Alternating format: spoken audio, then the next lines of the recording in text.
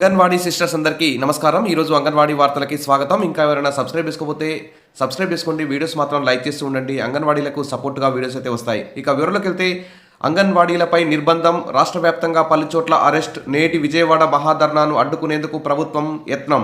Kadapa railway స్టేషన్లో అంగన్వాడీలను అడ్డుకుంటున్న పోలీసులు ఇక్కడ కనిపిస్తున్న దృశ్యం. అంగన్వాడీలపై నిర్బంధం, కొందరి హౌస్ అరెస్ట్, పోలీస్ స్టేషన్కి మరికొందరి తరలింపు, నేటి విజయవాడ మహాధర్నాను భగ్నం చేసేందుకు ప్రభుత్వం అయితే యత్నం. తమ సమస్యల పరిష్కారానికి అంగన్వాడీలు విజయవాడలో తలపెట్టిన మహాధర్నాను భగ్నం చేసేందుకు ప్రభుత్వం అయితే పలు విధాలుగా ప్రయత్నిస్తోంది. పలువురు అంగన్వాడీలను పోలీసులు గృహ నిర్బంధం చేశారు. విజయవాడ బయలుదేరిన కొంతమందిని ఎక్కడికక్కడ అడ్డుకున్నారు. మరికొంతమందిని అరెస్టు చేసి వివిధ పోలీస్ స్టేషన్లకు కూడా తరలించారు. ఈ చర్యలను అంగన్వాడీ యూనియన్లు, సిఐటియు అయితే ఖండిస్తున్నాయి. ఇక కొత్త వలసలో పోలీసులు గృహ నిర్బంధం చేశారు. జిల్లా కమిటీ సభ్యులు కే తులసి గారిని, తర్వాత విజయనగరం జిల్లా అధ్యక్షులు పైడిరాజును కూడా గృహ నిర్బంధం అయితే చేయడం జరిగింది. ఇక వైఎస్ఆర్ జిల్లా నుంచి విజయవాడ బయలుదేరిన 41 మంది అంగన్వాడీలను కడప, మైదుకూరు రైల్వే స్టేషన్లలో పోలీసులు అయితే అడ్డుకున్నారు. వారిలో 20 మందిని కడప, 21 మందిని మైదుకూరు స్టేషన్లకు అయితే తరలించారు.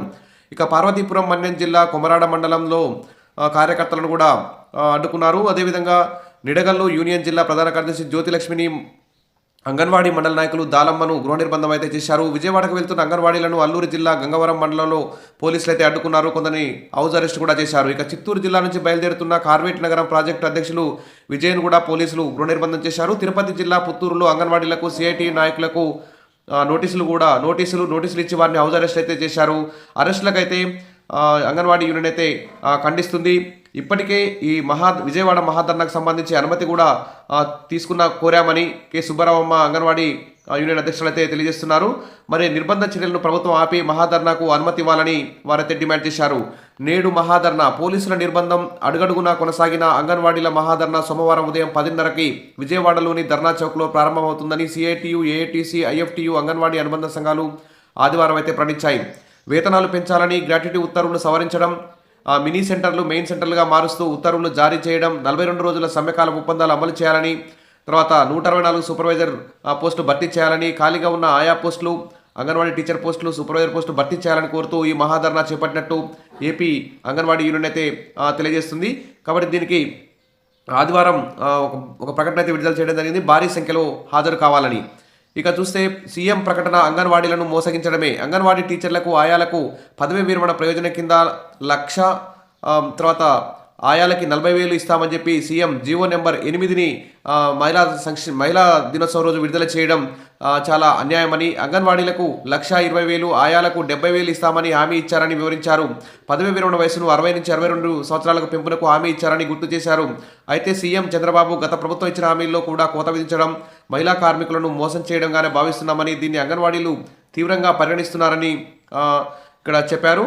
అదేవిధంగా ధరలకు అనుగుణంగా మెస్ బిల్లులు పెంచడంతో పాటు కూటమి ప్రభుత్వం ఎన్నికల ముందు ఇచ్చిన వాగ్దానాల ప్రకారం జీతాలు పెంచి పనిభారాన్ని తగ్గించి అంగన్వాడీ టీచర్లను, ఆయాలను ఆదుకోవాలని ఇక్కడైతే గుర్తు చేశారు. ఇక బడ్జెట్ సందర్భంగా అంగన్వాడీ టీచర్లకు, ఆశా కార్యకర్తలకు గ్రాట్యుటీ ఇస్తుందామని జబ్బలు చర్చుకున్నటువంటి ప్రభుత్వం, చంద్రబాబు మహిళా పక్షపాతి అంటూ ఇట్లా మీటింగ్లలో గొప్పలు చెప్పుకోవడమే తప్ప అంగన్వాడీ టీచర్లకు చేసింది ఏం లేదని చెప్పేసి ఇక్కడ అందరూ ఆపోతున్నారు. ఎందుకంటే అంగన్వాడీ టీచర్లకు సంబంధించి సమస్యలు పరిష్కరించరు.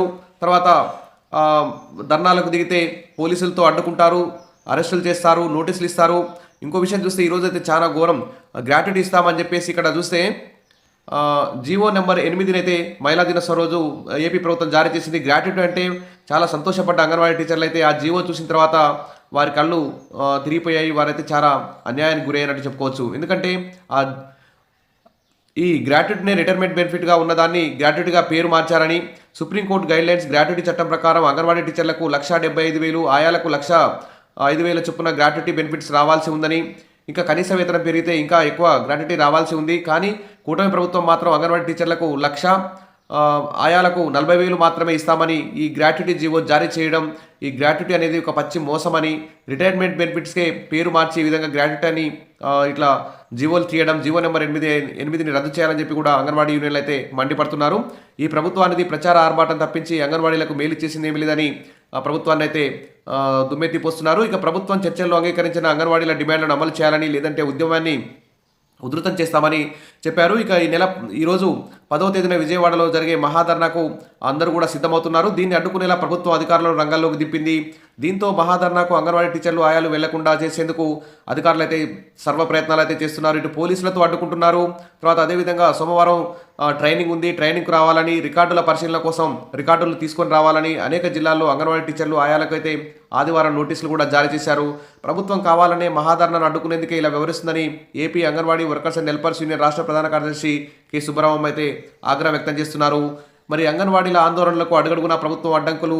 విజయవాడలోని నేటి మహాధర్నాకు అంగన్వాడీలు పిలిపించారు. దీనికి చాలామంది అంగన్వాడీ టీచర్లు, ఆయాలు, ఇతర ప్రజా సంఘాల నాయకులు, ఇతర సంఘాల కార్యకర్తలందరూ కూడా భారీ ఎత్తున హాజరయ్యి అంగన్వాడీలకు సంఘీభావం తెలపాల్సిన అవసరం ఉంది. అదే రోజున శిక్షణకు రండి, రికార్డులు చూపాలంటూ సర్కారులు ఆర్డర్లు వేయడం పట్ల చాలా అంగన్వాడీ టీచర్లు అయితే అసహనం వ్యక్తం చేస్తున్నారు.